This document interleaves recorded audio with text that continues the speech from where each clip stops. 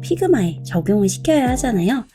방법은 아주 간단해요. 파일에서 저장 누르고 X 누르면 이렇게 바로 우리가 편집한 디자인이 불러와집니다. 네, 안녕하세요. 오늘은 피그마에서 포토샵을 어떻게 이용할 수 있는지 그 방법을 알려드리려고 합니다. 피그마에서도 사실 플러그인을 이용해서 포토샵의 기능을 실현시킬 수 있어요. 먼저 오늘 소개해드릴 포토샵 대체 프로그램을 알려드려야겠죠? 포토피아라는 프로그램이에요. 따로 설치 필요 없이 온라인에서 무료로 사용이 가능합니다. 그리고 더 좋은 건 이 피그마 안에서 바로 플러그인으로 연결을 해서 이미지 편집을 손쉽게 할 수 있다는 점이 최대의 강점이라고 볼 수 있어요. 그리고 거의 포토샵의 기능과 일치해서 포토샵을 사용하는 건 아닌가? 라는 생각이 들 만큼 인터페이스 구조가 굉장히 비슷해요. 제가 저번에 무료 프로그램을 알려드릴 때 사실 픽슬러가 제일 괜찮다 라는 결론을 좀 내렸었는데요. 이 포토피아를 사용하다 보니까 다양한 플러그인과도 또 연계해서 사용을 할 수가 있더라고요. 따라서 오늘 더 추천을 해드리고 싶었어요. 그리고 이 포토피아에서는요, AI, 일러스트죠, PSD는 포토샵이고요. 또 PDF까지 다양한 확장자의 파일들과 호환이 되기 때문에 손쉽게 불러와서 편집을 시도해 볼 수 있습니다. 따라서 더 추천드리고 싶은 프로그램이기도 해요. 우리는 이 포토피아를 한번 배워봐야겠죠? 이 이미지를 하나 편집을 해볼 건데 보면 플러그인에 이 포토피아라고 있는데 이 포토피아가 포토샵과 비슷한 기능을 하는 온라인 무료 디자인 프로그램입니다. 편집을 알맞게 해보도록 할게요. 먼저 이미지를 선택을 하고 플러그인을 실행해 주셔야 돼요. 만약에 이미지를 선택하지 않고 플러그인을 실행하면 이렇게 이미지가 없다고 나오죠? 그래서 이미지를 선택하신 다음에 반드시 포토피아를 선택하시면 이렇게 포토샵 화면이 뜹니다. 포토샵을 자주 이용하셨던 분들이나 한 번쯤은 사용해 보셨던 분들이라면 아마 이 인터페이스 구조가 굉장히 익숙하실 거예요. 실제로 활용해보면서 이런 툴들도 하나씩 알아가면 좋을 것 같아요. 먼저 저는 이미지 눕기를 따볼 건데요. 방법이 두 가지가 있어요. 이 포토피아 안에서도 굉장히 좋은 기능인데 일단 레이어를 선택을 하고 복사를 해줄게요. 마우스 우클릭하면 레이어 복제라고 있어요. 복제가 됩니다. 그리고 여기서 리무브 비지라고 있죠? 한번 클릭해 볼게요. 네, 됐습니다. 이렇게 잘 눕기가 따졌죠? 아주 깔끔하게 따진 걸 확인할 수 있어요. 두 번째로는 쉽게 따지지 않는 이미지들이 있을 수 있어요. 그럴 때에는 우리가 직접 따줘야 하는 경우도 있어서 이렇게 이미지를 하나 불러서 다른 방법으로 눕기를 한번 따볼게요. 포토샵과 거의 비슷한데 보면 도구 툴에서 빠른 선택이라고 있습니다. 약간 키워줄게요. 그리고 마우스 우클릭해서 브러쉬 크기를 살짝만 좀 키워줄게요. 그런 다음에 개체를 선택해주는 거예요. 점선으로 이렇게 선택된 게 보이죠? 배경 부분들이 좀 남아있어요. 이런 경우에는 Alt키 누르고 선택. 똑같이 선택을 해주시는 거예요. 이런 작은 부분 같은 경우에는 브러쉬 크기를 줄여서 하면 이렇게 따졌죠? 이런 식으로 눕기를 딸 수가 있어요. 두 가지 방법이 있고요. 조금 더 디테일하게는 이런 펜 툴을 이용해서 이런 식으로 따주는 방법이 있습니다. 이미지 배경을 좀 바꿔서 보정을 한번 해볼 건데요. 똑같이 포토피아 켜주세요. 레이어 복제 무조건 해주시고 눈은 꺼주세요. 선택해서 리무브 비지. 네, 이렇게 눕기가 깔끔하게 따졌습니다. 이제 여기서 예쁘게 꾸며보도록 해요. 레이어 추가예요. 밑에 보면 새 레이어 추가 누르고 도형을 하나 만들어줄게요. 이런 식으로 배경을 하나 만든다고 치고 더블 클릭하면 이렇게 컬러를 선택할 수 있게 되었어요.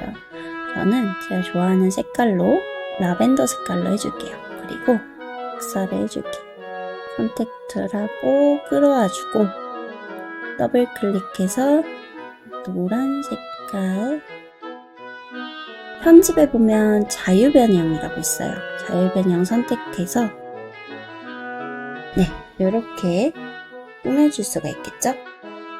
제가 지금 시연하는 화면 자체가 맥북인데 여러분들은 윈도우를 사용하실 수도 있잖아요.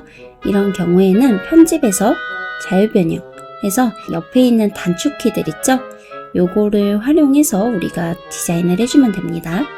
조금 더 키워가지고 요 정도로 해줄게요.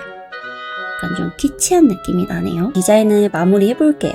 우선 텍스트 툴 선택하고 보면 저는 이렇게 글꼴 불러오는 중이라고 되어 있는데 내 컴퓨터, 즉 로컬 폰트죠?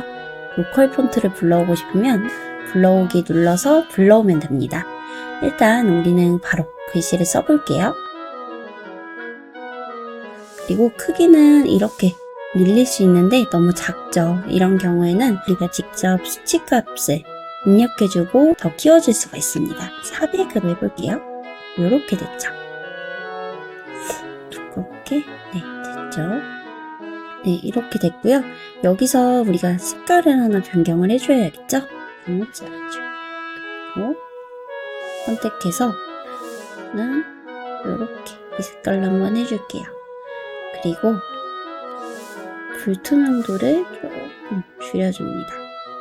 그런 다음에 크기랑 변환을 해줄 거예요. 살짝 사선으로 두고 키워볼게요. 이렇게 됐죠? 그리고 이렇게 위로 가져옵니다.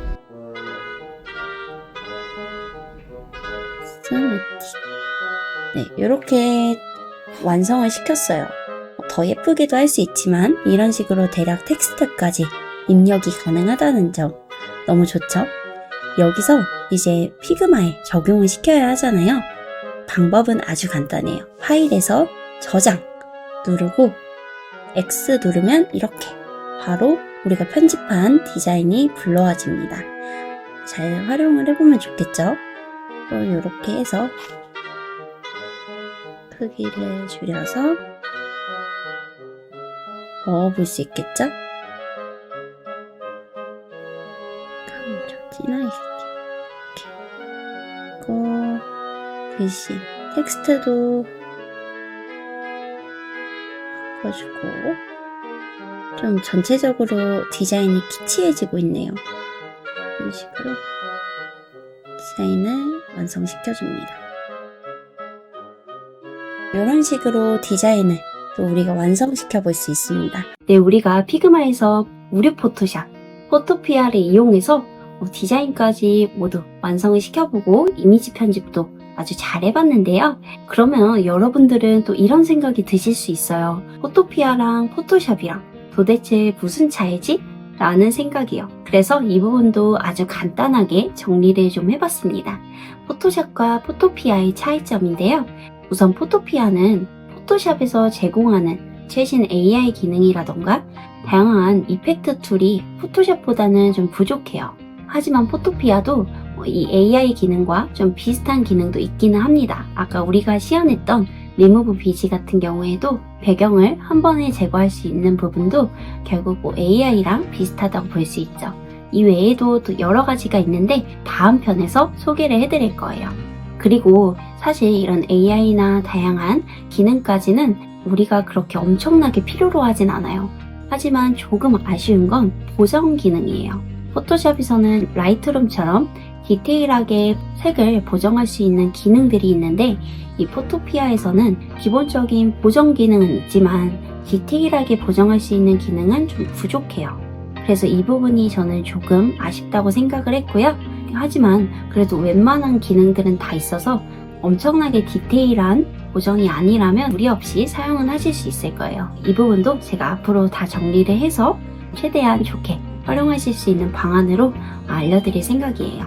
어쨌거나 포토피아 같은 경우에는요, 생각보다 가능성이 무한한 프로그램이기도 하고 또 다양한 플러그인들과 연계가 되기도 해요. 물론 포토샵보다는 조금 부족하다고 생각이 될 수는 있겠지만 웬만한 보정과 편집은 무리 없이 가능해서 무조건 추천을 드려보고 싶습니다.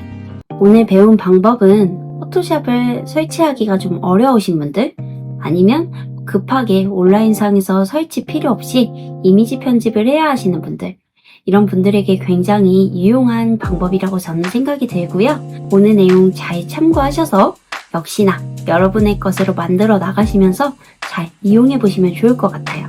앞으로 제가 이 포토피아 뿐만 아니라 포토샵 기초 강의도 쭉 정리해서 두 가지 비교하면서 업데이트를 해드릴 예정이니까 혹시라도 도움이 많이 되셨다면 구독과 좋아요, 따뜻한 댓글 부탁드립니다. 오늘 내용도 여러분들에게 꼭 도움이 되셨으면 좋겠습니다.